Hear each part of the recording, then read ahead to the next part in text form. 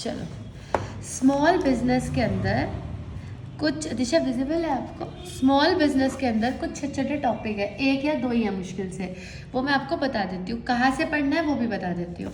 एक टॉपिक है, ये हमने क्लास में पहले भी डिस्कस किया था, इसका नाम है एंटरप्रेन्योरशिप डेवलपमेंट। ठीक है, अब आपका सवाल है कि क्या पढ़ना है, कहाँ से पढ़ना है। तो एंटरप्रेन्योरशिप डेवलपमेंट के बारे में आपको संदीप गर्ग से पढ़ना है, बहुत अच्छा लिखा हुआ है इस पर। सबसे पहले लिखा है what is concept of entrepreneurship development. Entrepreneurship development क्या होता है, मैं आपको वर्ड टू वर्ड याद कराती हूँ, आप इसे फोटोस्टेट करा लेना। Entrepreneurship development is the process of improving the skills, सार्थक and knowledge of entrepreneurs through various trainings and classroom programs। तो क्या किया जाता है, लोगों को ट्रेनिंग दी जाती है और क्लासरूम प्रोग्राम्स की मदद से उनकी स्किल्स को और नॉलेज को क्या किया जाता है, इम्प्रूव किया जाता है। इसको क्या बोलते हैं, एंटरप्रेन्योरशिप डेवलपमेंट। एंटरप्रेन्योरशिप डेवलपमेंट का क्या मतलब होता है कि मैं आपको एंटरप्रेन्योर बनने के लिए तैयार कर रही हूँ। एंटरप्रेन्योर का मतलब होता है मालिक, तो मालिक बनने के लिए भी तैयार करना पड़ता है कि मालिक क्या होता है। अब देखो, जैसे एक बात बताती हूँ आपको, अब दीदी इसमें तैयार क्या करना है, मालिक तो मैं बन ही जाऊंगा, मैं अपनी दुकान खोलूंगा तो मैं ही तो मालिक हूंगा ना, इसमें आप तैयार क्या करोगे। यही फर्क है सोच का, कि ऐसा नहीं होता कि बस अपनी दुकान खोल ली और मालिक बन गए। आप ये भी याद रखो कि आदमी दुकान खोल के मालिक तो बन जाता है, पर कितने प्रतिशत लोग हैं जो दुकान को चला पाते हैं, आधे से ज्यादा लोग तो बंद ही कर देते हैं। तो आपको जब आप बिजनेसमैन बन जाते हो, जब आप एंटरप्रेन्योर बनते हो, तो बहुत सारी चीजें पता होनी चाहिए। सबसे बड़ी चीज कि सिर्फ प्रॉफिट के बारे में नहीं सोचना है, सोसाइटी के बारे में भी सोचना है, कस्टमर के साथ रिलेशंस भी बनाने हैं, गवर्नमेंट के रूल्स का भी पालन करना है। तो ये सब चीजें मैं आपको ट्रेनिंग दूंगी या फिर क्लासरूम में आपको सिखाऊंगी, और इसी को क्या बोला जाता है, एंटरप्रेन्योरशिप डेवलपमेंट। एक तो इसकी डेफिनेशन याद करनी है। Am I clear? मैं इसमें से इसलिए बता रही हूँ क्योंकि वहाँ पर टाइम नहीं है, तो मैं इसमें अंडरलाइन कर रही हूँ बाकायदा कि ये पढ़ना है। क्लियर? ये लैंग्वेज मुझे वहाँ पर चाहिए। अगला आता है, इसके बाद आपको इसमें से कुछ नहीं पढ़ना है। उसके बाद आता है कैरेक्टरिस्टिक्स ऑफ एंटरप्रेन्योरशिप, कि एंटरप्रेन्योरशिप के क्या क्या कैरेक्टरिस्टिक्स है। ठीक है, कि एंटरप्रेन्योरशिप के, अब बताओ हर्ष, कि एंटरप्रेन्योरशिप के क्या क्या कैरेक्टरिस्टिक्स है। तो सबसे पहला कैरेक्टरिस्टिक आपको पढ़ना है कि एंटरप्रेन्योरशिप सार्थक अपने आप में क्या होती है, एक सिस्टमैटिक एक्टिविटी होती है। सिस्टमैटिक एक्टिविटी का मतलब है entrepreneurship is a systematic step by step and purposeful activity. मतलब हम इसका पर्पस है, क्या पर्पस होता है एंटरप्रेन्योरशिप डेवलपमेंट का, कि मैं आपको क्या अर्न करना सिखाऊंगी, प्रॉफिट, कि प्रॉफिट कैसे कमाया जाता है। तो एंटरप्रेन्योरशिप अपने आप में एक सिस्टमैटिक डेवलपमेंट है, एक पूरा एक प्रोसेस है। दूसरा आता है लॉफुल एंड प्रपोजल एक्टिविटी। अभी मैंने आपको बताया कि आपको जो भी करना है वो कानून के दायरे के अंदर करना है। तीसरा related to innovation. Entrepreneurship is all about innovation. अगर हम बात करें तो आप इसमें क्या लिख सकते हो कि entrepreneurship involves a continuous search for new ideas. आपको, अगर आप एंटरप्रेन्योर हो तो एक तो ये बात आ गई कि लॉफुल बिजनेस करना है, हमेशा लॉ के अंदर। एक एक लाइन पढ़ लो, एक एक लाइन बना लेना, आपका आंसर हो जाएगा। Entrepreneurship involves a continuous search for new idea. अगर आप एंटरप्रेन्योर हो तो आपका सबसे बड़ा काम ये है, अगला पेपर बीएसटी का भी है भाई, इधर भी सुन लो, अकाउंट्स के बाद। Entrepreneurship involves continuous search for new idea. अगर आप एंटरप्रेन्योर हो तो आपको कंटिन्यूअसली न्यू आइडियाज को सर्च करते रहना है, क्योंकि business is all about innovations. ठीक है जी। For a firm innovation generally means cost saving और रिवेन्यू इनहेंसिंग। इनोवेशन क्या होती है, जो आपकी कॉस्ट को काटे और आपके रिवेन्यू को बढ़ाए, वही तो इनोवेशन है।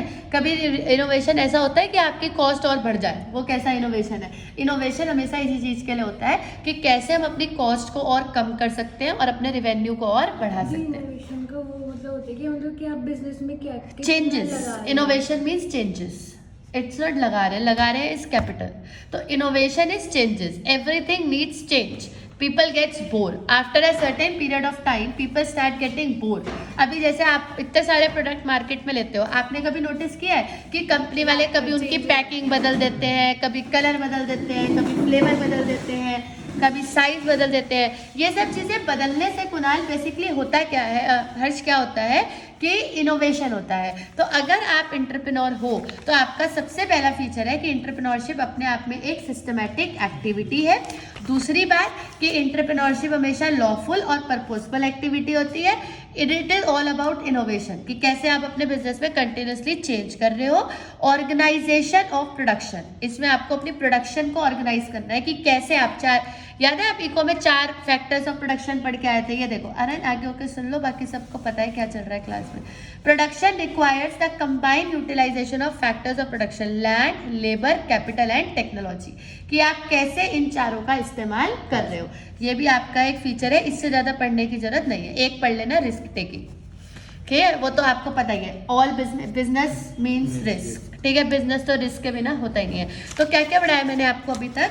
एक तो मैंने आपको एंटरप्रेन्योरशिप डेवलपमेंट की एक डेफिनेशन अंडरलाइन करके दी है कि entrepreneurship development is the process, याद करो, entrepreneurship development is the process of improving the of improving the skills and knowledge of entrepreneurs through various trainings and classroom program.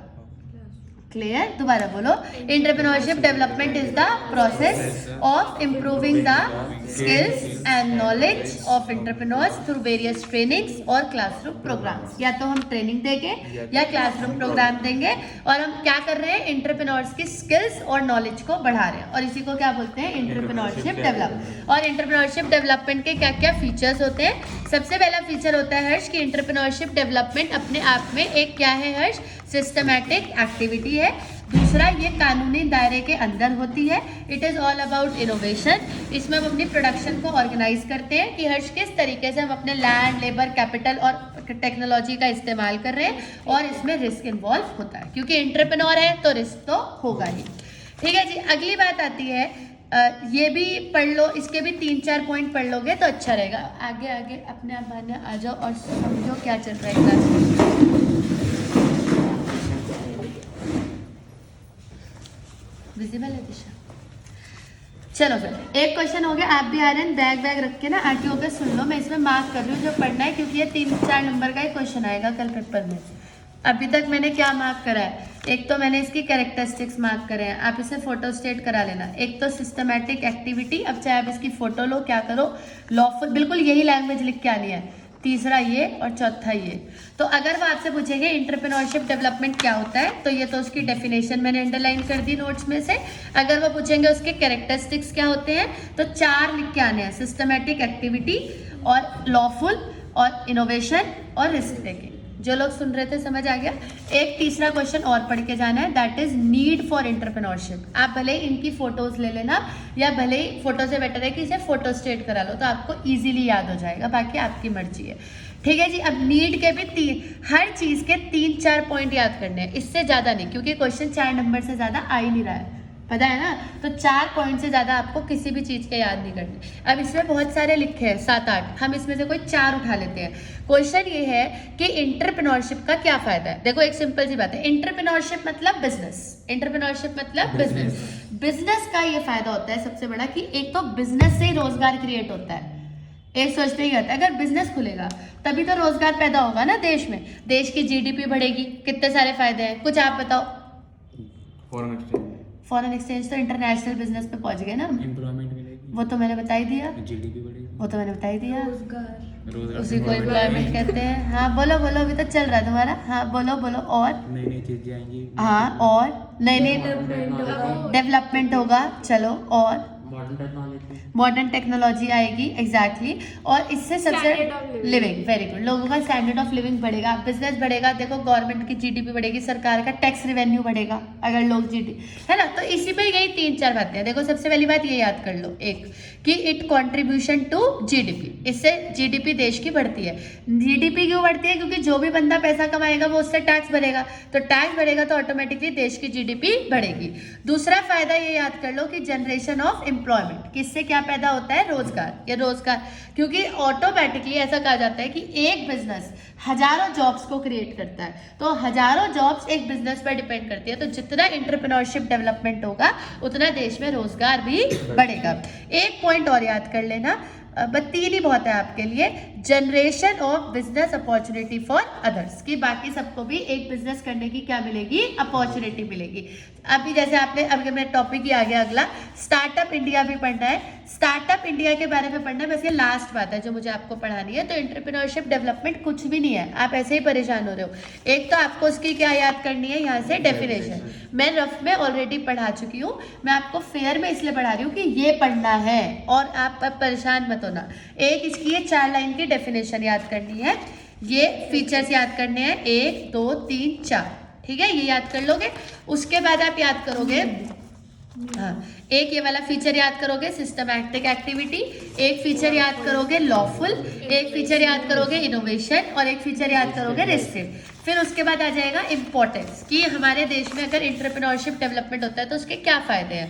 तो एक तो हमारे देश की जीडीपी बढ़ेगी, रोजगार पैदा होगा और generation of business opportunity to others और भी लोगों को काम मिलेगा। जैसे देखो, every new business creates opportunity for the suppliers of inputs. जैसे मान लीजिए आपने कोई बिजनेस शुरू करा तो सबसे पहले सप्लायर को काम मिलता है, टेम्पू वाले को जो सामान लेकर आएगा। अब आपने कोविड के टाइम पे भी देखा होगा, जब लॉकडाउन था तो हर कोई कनेक्टेड होता है, आप ये समझो, क्योंकि हर एक का बिजनेस दूसरे से ही चल रहा है। अब टेम्पू वाला भी इसलिए चल रहा है क्योंकि लोग माल ढोने का काम करते हैं, अगर वो काम नहीं होगा उसका भी घर गृहस्थी बंद हो जाएगी।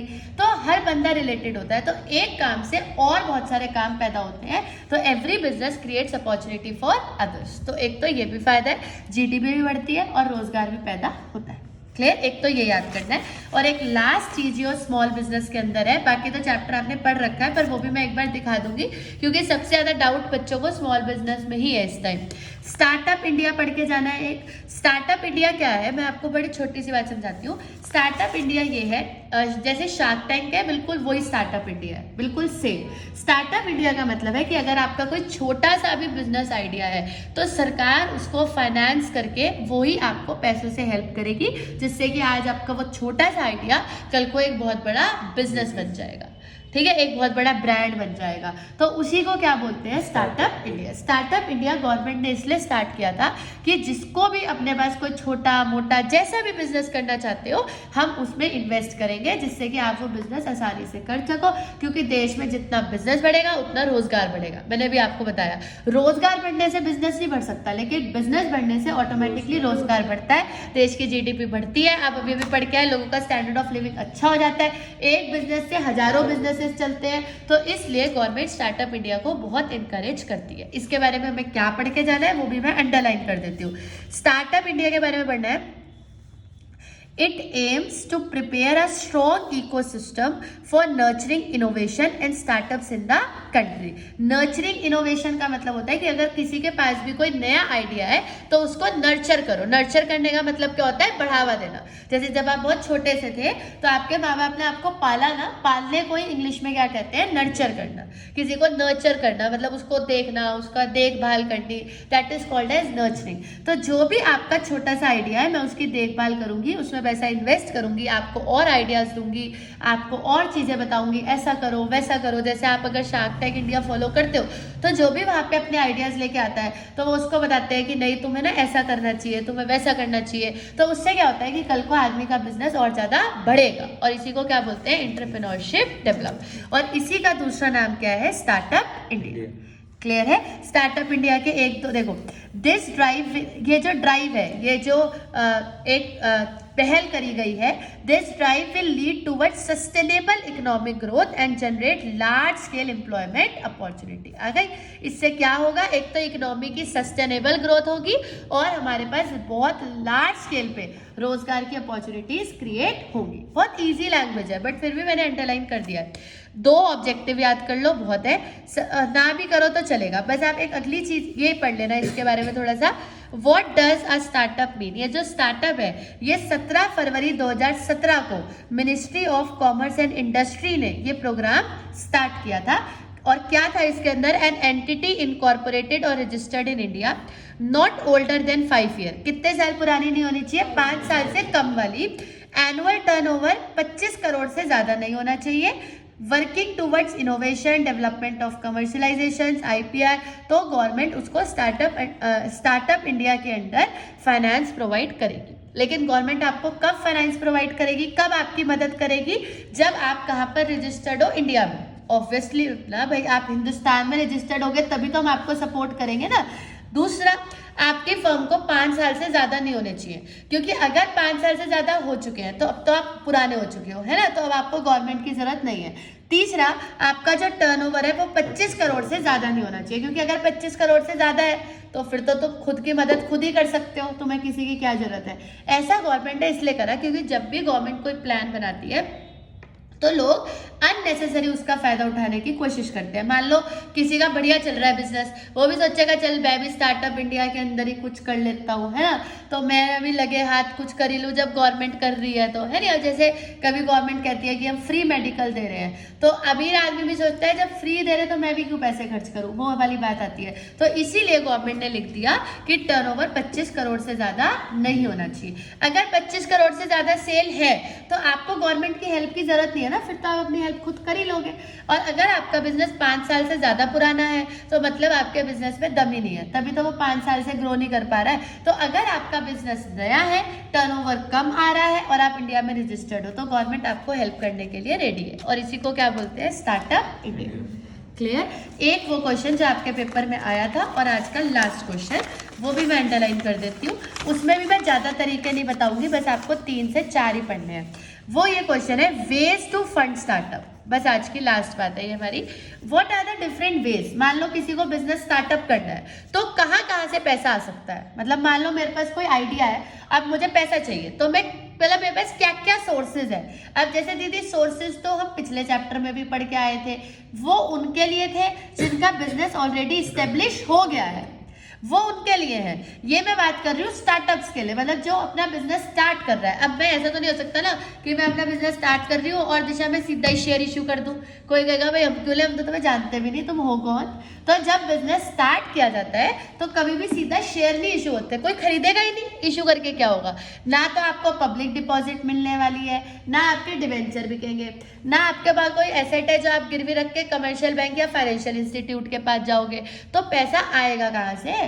सोर्सेज ऑफ बिजनेस फाइनेंस होता है कि जिनका बिजनेस ऑलरेडी सेट है उनके पास पैसे के क्या क्या सोर्सेज है। और ये क्वेश्चन ये है कि जो अपना बिजनेस नया स्टार्ट कर रहे हैं, ये मैंने आपको बात क्यों बताई कि जब कल पेपर में कोई केस स्टडी आएगी तो उसको ध्यान से पढ़ना कि वो क्या कह रहे हैं, कि उसका बिजनेस ऑलरेडी इस्टेब्लिश है तो सोर्सेज बताने हैं तो वो बताने हैं, शेयर, डिवेंचर, रिटेन्ड अर्निंग। और अगर वो कह रहे हैं कि वो कुछ नया स्टार्ट कर रहा है तो ये वाले बताने हैं जो मैं आपको बता रही हूँ। तो कंफ्यूज मत हो जाना। क्लियर। मैं इसमें 3 ही बता रही हूँ बस आपको। What are the different ways. सबसे पहला होता है बूट स्ट्रैपिंग। इसके बारे में एक लाइन पढ़ो, समझ में आ जाएगा। बूट स्ट्रैपिंग क्या होता है, मान्य आगे होके पढ़ लो इसमें से। Boot strapping in business mean starting a business without external help और capital.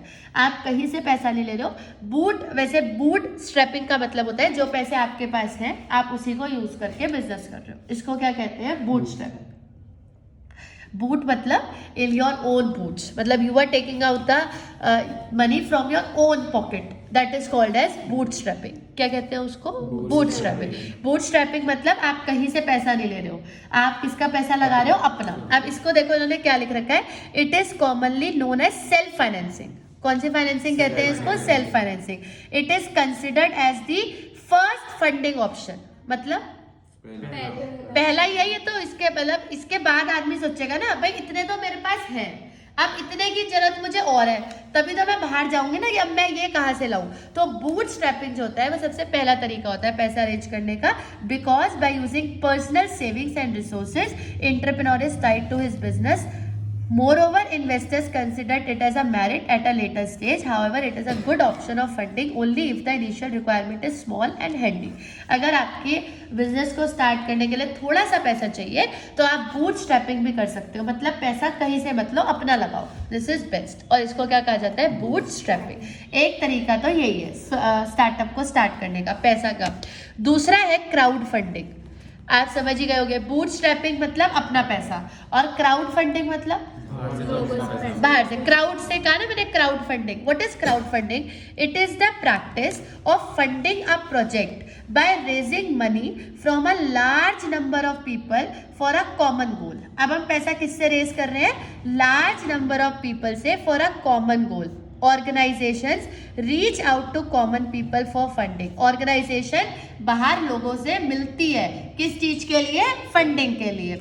That emergence of platform that promotes crowdfunding is fairly recent to India. These platform help startups or small business to meet their funding requirement.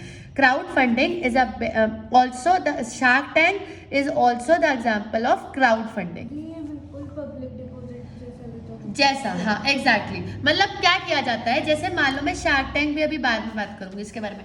Crowd, अभी मैं public की बात कर रही हूँ। तो crowd funding क्या होता है, जैसे मान लो आपके पास कोई आइडिया है, जब आप पुणे, मुंबई, ऐसे जब आप दिल्ली, जब आप बड़े मॉल में जाते हो ना, बड़े मॉल जहाँ बड़े रईस लोग आते हैं, वहाँ पे ना आपने कभी देखा होगा कि कोई बंदा है जो अपना बिजनेस स्टार्ट कर रहा है, तो उसने ना ऐसी एक बैनर सा लगा रखा है कि मैं ऐसे ऐसे अपना बिजनेस स्टार्ट कर रहा हूँ। आप कुछ भी मतलब अगर इस बिजनेस में इन्वेस्ट करना चाहे, अब करोड़पति आदमी है ना, 5-10 हज़ार रुपये तो इन्वेस्ट कर ही देगा। तो 20 अगर 5-10 हज़ार रुपये जैसे 100 लोग भी मिल जाते हैं तो 50 लाख दिन का इकट्ठा हो जाएगा। तो इस तरीके से भी बच्चे फंडिंग रेज करते हैं, ये फैक्ट है।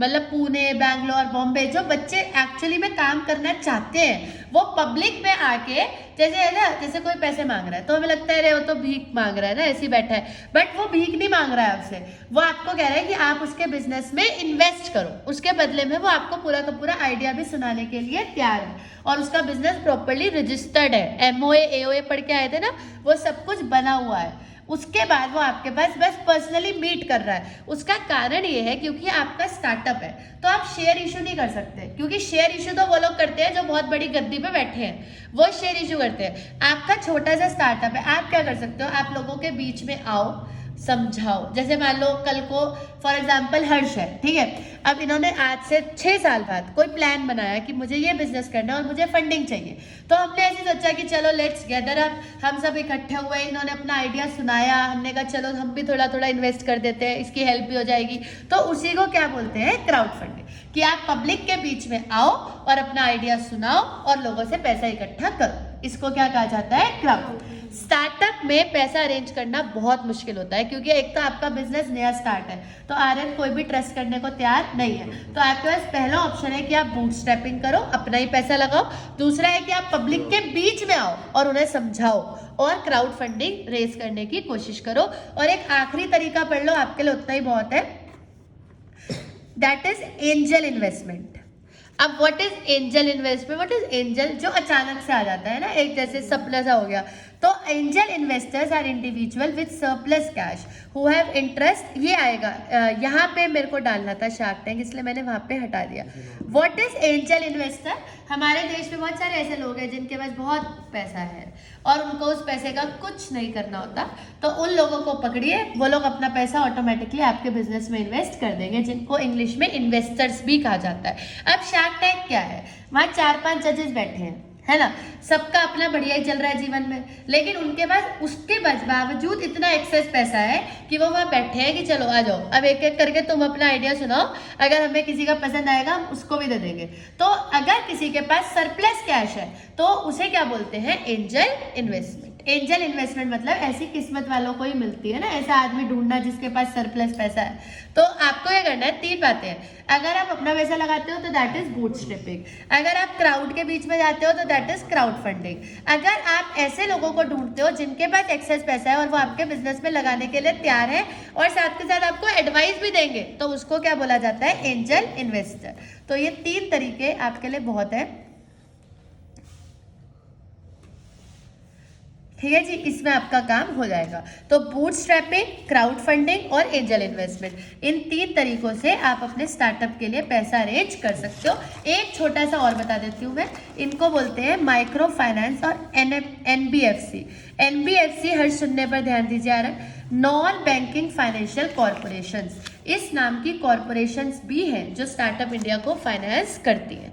ऑब्वियसली कि मॉर्गेज वगैरह कम लेती होंगी, इंटरेस्ट भी कम चार्ज करती होंगी, और इनका नाम क्या है हर्ष, नॉन बैंकिंग, बोलो, फाइनेंशियल कॉरपोरेशंस, ठीक है। तो ये भी इनके लिए काम करती है। तो अब हमारे पास 4 हो गए, अगर हमारे पास 4 नंबर का क्वेश्चन आएगा हम लिख लेंगे, बूटस्ट्रैपिंग हो गया, क्राउड फंडिंग हो गया, एंजल इन्वेस्टमेंट हो गया, और हो गया NBFC, non banking financial corporation. पढ़ना इसी नोट से है जो मैं आपको इस वीडियो में भी शो कर रही हूँ और अभी भी शो कर रही हूँ, ठीक है। अब आप इसकी फोटो